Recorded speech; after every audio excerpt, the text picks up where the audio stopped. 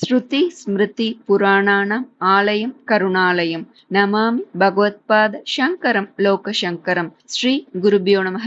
அனைவருக்கும் நமஸ்காரம். இன்று வைசாக்க சுக்ல பஞ்சமி, ஸ்ரீ சங்கர பகவத்பாதர் அவதார தினம். பகவத்பாதருடைய அவதாரத்தினாலதான் நாம் சிவராத்திரி, நவராத்திரி, ராமநவமி, கிருஷ்ண ஜெயந்தி போன்ற பல பண்டிகைகள்லாம் கொண்டாடுறோம். இல்லைன்னா அவருடைய காலத்துல பல அவைதிக பழக்கங்கள்லாம் பரவி இருந்தது, வலு மிகுந்திருந்தது. அதனால நமக்கு சனாதன சம்பிரதாயங்களும் கிடைக்காமலேயே அழிந்து போயிருக்கக்கூடிய நிலைமைதான் இருந்திருக்கும். அதனால மற்ற ஜெயந்திகளை காப்பாற்றிய ஜெயந்தின்றதுதான் இந்த சங்கர ஜெயந்தியோட முக்கியத்துவம். அதனால இந்த தருணத்துல நாம் ஸ்ரீ சங்கர பகவத்பாதரை நினைவு கூர்ந்து வழிபடுவது நமது கடமை. இந்த தினத்துல நாம் குரு மகிமை அறிந்து அனைவரும் இன்று அவசியம் சொல்ல வேண்டிய வைசாக்க மாத தர்மத்தையும் சிறப்பித்து சொல்லும் ஸ்ரீ விஷ்ணு ஷட்பதி ஸ்தோத்திரம் பாராயணம் செய்யலாம். கேரள நாட்டுல சிவகுரு ஆரியாம்பாண்ட தம்பதிகளுக்கு மகனாக பிறந்தார். 8 வயதிலேயே சந்நியாசம் ஏற்று மத்திய பிரதேசத்துல ஓம்காரேஸ்வர கஷேத்திரத்துல சந்நியாசம் பெற்றார். காசி சென்றார். அங்கு பல நல்ல படிப்புகள், வித்யைகளை கற்றார். வாதங்கள் எல்லாம் செய்து எல்லாவற்றையும் வென்றார். பத்ரிநாராயணம் சென்று அங்கு பத்ரிநாராயண சுவாமியை பிரதிஷ்டை செய்வித்தார். நாடு முழுவதும் பல முறை யாத்திரை செய்தார். கடைசியாக நகரேஷு காஞ்சின்னு போற்றப்படக்கூடிய 7 முக்கிய கஷேத்திரங்கள்ல ஒன்றான காஞ்சிபுரத்திற்கு வந்து அங்கு சர்வஜ்ஞ பீட்டம் ஏறி காமகோட்டி பீட்டத்தின் வரிசையையும் தொடங்கி வைத்தார். ஆதிசங்கரர் அன்றைக்கு நாடு முழுவதும் உள்ள அநேக தவறான வழிகளை காண்பிக்கக்கூடிய மதங்கள்லாம் இருந்தது. அதையெல்லாம் கண்டித்து அவற்றையெல்லாம் சரி செய்து ஷண்மத ஸ்தாபனத்தை நமக்காக உருவாக்கி கொடுத்தார். 6 வகை வழிபாட்டு மூர்த்திகளுக்கும் ஏற்பாடு செய்தார். பிரம்ம தத்துவம் ஒன்றே நிலையானது, மற்றதெல்லாம் உலகிலே மாறக்கூடியதென்ற அத்வைத தத்துவத்தையும் உபதேசம் செய்தார். அத்வைத்தம் என்றால் இரண்டற்ற நிலை, அதாவது ஜீவன் வேறு இறைவன் வேறல்ல, இரண்டுமே ஒன்று. அகம் பிரம்மாஸ்மி நாமே பரபிரம்மன்ற உயர்ந்த தத்துவத்தை உலகிற்கு உணர்த்தியவர். ஒரு காலத்துல தெய்வ வழிபாடுன்றதை தடம் மாறி போய் தெய்வங்களுக்கெல்லாம் உயிர்களை பலி கொடுக்கக்கூடிய வழக்கம் நடைமுறையில இருந்தது. அதனால தெய்வங்கள் எல்லாம் உக்ர வடிவமாகவே காட்சியளித்தன. கருணையே வடிவாக காட்சியளிக்க வேண்டிய அம்பிகை உக்ரமா இருந்தா மக்களுக்கு பக்தி எப்படி வரும்? பயம்தான் வரும் இல்லையா? அதை சிந்தித்தார் ஆதிசங்கர். ஊராக ஆலயம் ஆலயமாக சென்றார். தெய்வங்களை எல்லாம் சாந்தப்படுத்தி மக்கள் தரிசிக்க சாந்தமூர்த்தமாக செய்து வழிவகுத்தவர் ஆதிசங்கரர். அப்படி திருச்சி திருவானைக்காவல் அகிலாண்டேஸ்வரி, காஞ்சி காமாட்சி, கொல்லூர் மூகாம்பிகைன்னு பல இடங்கள், பல கஷேத்திரங்கள்ல ஸ்ரீ சக்கரங்களை நிறுவி அன்னையின் எழில் முகத்தை, கருணை வடிவமாக தோற்றத்தை இன்றும் நாம் கண்டு தரிசிக்க வழி செய்தவர் ஆதிசங்கரர். இந்த ஸ்ரீ சக்கரங்களை தரிசித்தாலே சகல நலன்களும் கிடைக்கும். சிவாம்சமாக, விஷ்ணுவின் அம்சமாக ஆதிசங்கரர் வணங்கப்படுவதால் சைவ வைணவ வேற்றுமையையும் அகற்றிய பெருமையும் ஆதிசங்கரரை சாரும். தென்னிந்தியாவில் ஸ்ருங்கேரி சாரதா பீட்டம், மேற்கில் துவாரகா பீட்டம், வடக்கில் ஜோஷிமட், கிழக்கில் கோவர்த்தன பீட்டம்னு 4 விதமான அத்வைத்த பீட்டங்களை நிறுவியவர். பல அற்புதமான நூல்களையும் நமக்கு தந்துள்ளார். சுப்பிரமணிய புஜங்கம், சௌந்தர்ய லஹரி, கனகதாரா ஸ்தோத்திரம், மாத்ருகா பஞ்சகம், வர்ணமாலா போன்ற பல ஸ்தோத்திரங்களையும் அருளியிருக்கிறார். மேலும்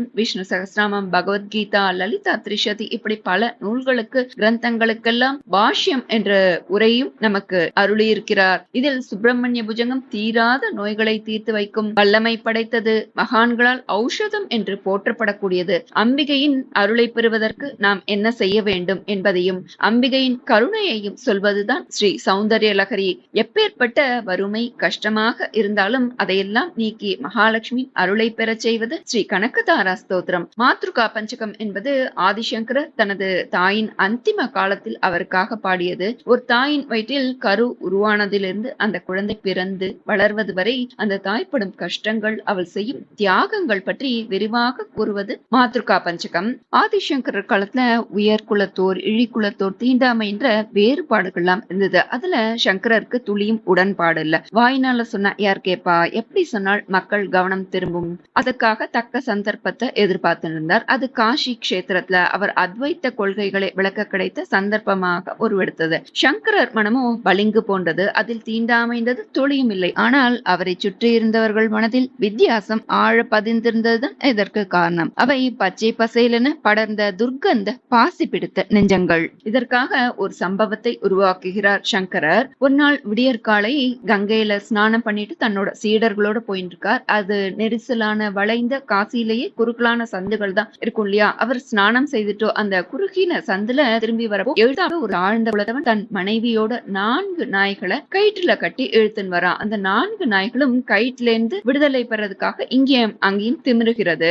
அவனோ தள்ளாடிண்டு ஒரு குடிகாரனை போல அங்கேயும் இங்கேயும் அசைந்து நடந்துன்னு வரான். அவனுடைய மனைவி கையில கள் நிறைந்த பானை. இதையெல்லாம் பார்த்தவுடன் சங்கரனோட கூட வந்த சீடர்களுடைய முகமும் கடுகடுத்தது, அருவருப்புல சுருங்கிறது. சங்கரர் இதையெல்லாம் கவனித்தார். எதிரே வருபவனை பார்த்து சற்றே விலகிச் செல், தூரம் அபச்சரரி சண்டாளகன் சொல்றார். அவனும் முகத்துல புன்சிரிப்போடு சங்கரர்கிட்ட கேட்கிறான், யார தூரப்போன்னு சொல்றீங்க சுவாமி? இந்த உடம்பையா இல்ல இந்த உடம்புக்குள்ள இருக்கிற ஆத்மாவையா? எது தூர போனோம் அப்படின்னு சொல்லி கேட்கிறான். இப்படி ஒரு பதில எதிர்பார்க்காத சங்கரர் க்ஷண நேரத்துல புரிந்து கொண்டார். எதிரே வந்தவன் சாதாரணமானவன் இல்லை, அவன் ஒரு பூரண ஞானி. இல்லைன்னா இப்படி ஒரு கேள்வி அவன்கிட்ட இருந்து வந்திருக்குமா அப்படின்னு சங்கரர் அவனுக்கு சாஷ்டாங்க நமஸ்காரம் செய்து நீங்கள் யாருன்னு சொல்லணும்னு சொல்லி வணங்கி கேட்கிறார். பதில் சொல்ல அந்த மனிதன் அங்க இல்ல. காசி விஸ்வநாதர் விசாலாட்சியுடன் காட்சி தருகிறார். அந்த 4 நாய்களும் 4 வேதங்களாக காட்சி தந்தது. கள் நிறைந்த பானை அம்பாள் கையில் அமிர்த குடமாக மாறியிருந்தது. இந்த ஒரு கேள்வி பதில் மூலம் நமக்கு ஆதிசங்கரர் அளிக்கும் 5 ஸ்லோகங்கள் தான் மனிஷா பஞ்சகம். மனிஷா என்றால் சம்மதிக்கிறேன் என்று பொருள். சண்டாளனாக பரமேஸ்வரன் தோன்றி இந்த கேள்வியை கேட்க அதற்கு சங்கரரின் பதில்கள் தான் மனிஷா பஞ்சகம். சங்கரர் அன்னையின் பெருமைகளை குறித்தும் பாடியுள்ளார். தாயின் அந்திம காலத்தில் மடியில் கிடத்தி பாடியது ஸ்ரீ மாத்ருகா பஞ்சகம் மிகவும் நெகிழ்ச்சியானது. அடுத்து மிக அருமையான வைராகிய ஸ்லோகங்கள். ஒரு காவல்காரன் வழக்கம் போல நடு நிசி வேளையில தப்பட்டை எடுத்துக்கொண்டு ஜாகிரதை ஜாகிரதைன்னு கத்திண்டே போறான். ஒரு நாள் அவசரமா அவன் வேற ஒரு ஊருக்கு போக வேண்டியிருந்தது. அதனால அவன் தன்னோட வேலையை தன் பிள்ளைகிட்ட செய்ய சொல்லிட்டு போறான். அந்த பிள்ளையோ முன்ஜென்மத்துல ஒரு வேதம் அறிந்த பண்டிதனாக இருந்தவன். அவனுக்கு பூர்வ ஜென்ம வாசனை ஞானம் எல்லாம் இருந்தது.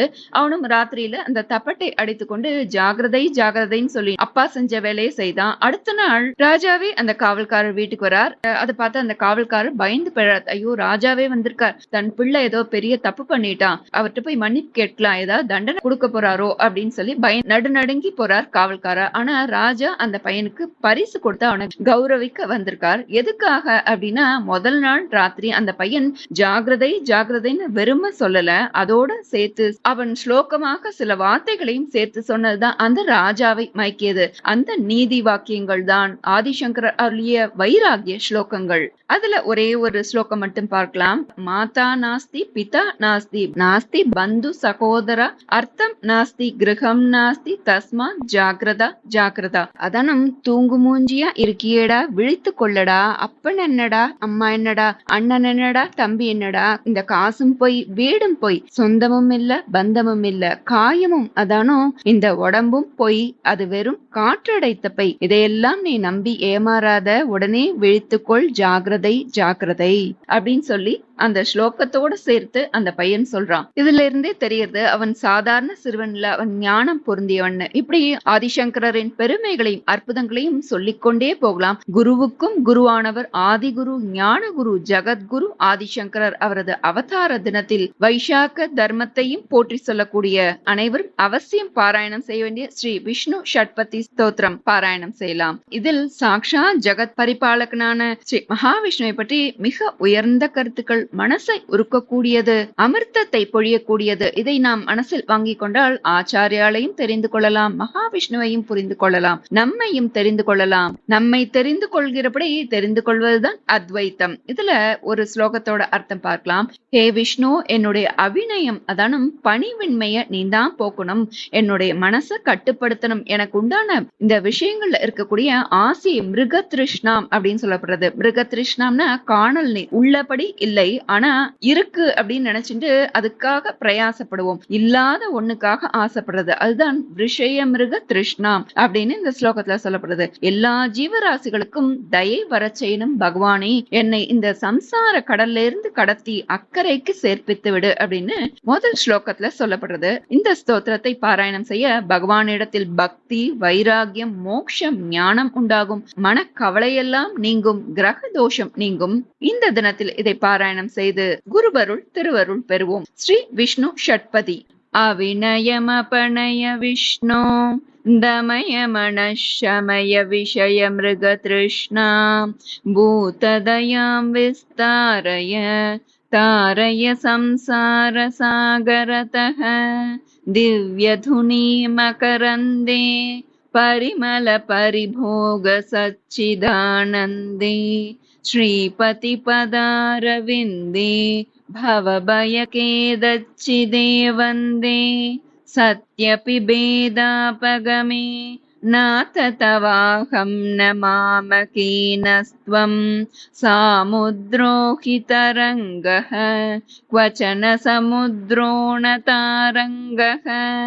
उद्धृतनगनगबिदनुज दनुजकुलामित्रमित्र शशिदृष्टे दृष्टे भवति प्रभवति न भवति किं भवतिरस्कारः मत्स्यादिभिरवतारैः अवतारवतावता सदा वसुधां परमेश्वर परिपाल्यो भवता भवतापभीतोऽहं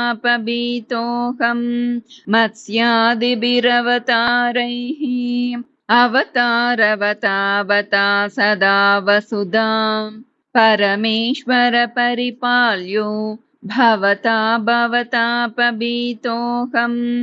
दामोदर गुणमन्दिर सुन्दरवदनारविन्द गोविन्द भवजलधिमथन मन्दर परमन्दरमपणय त्वं मे नारायण करुणामय शरणं करवाणि तावकौ चरणौ इति षट्पदी मदीये वदन सरोजे सदा वसतु इति श्रीमच्छङ्कराचार्य विरचितं श्रीविष्णु षट्पदी स्तोत्रं सम्पूर्णं श्रीगुरुभ्यो नमः हरिः ओम्.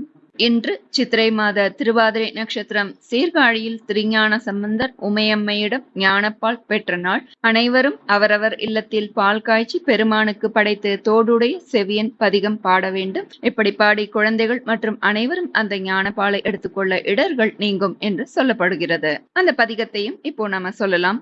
தோடுடைய செவியன் விடையேறி ஓர் தூவெண்மதி சூடி காடுடைய சுடலை பொடி பூசியன் உள்ளம் கவர் கள்வன் ஏடுடைய மலரான் முனை நாள் பணிந்து ஏத்த அருள் செய்த பீடுடைய பிரமாபுரம் மேவிய பெம்மான் இவனன்றே. தோடுடைய செவியன் விடையேறி ஓர் தூவெண்மதி சூடி காடுடைய சுடலை பொடி பூசியன் உள்ளம் கவர் கள்வன் ஏடுடைய மலரான் முனை நாள் பணிந்து ஏத்த அருள் செய்த பீடுடைய பிரமாபுரம் மேவிய பெம்மான் இவனன்றே.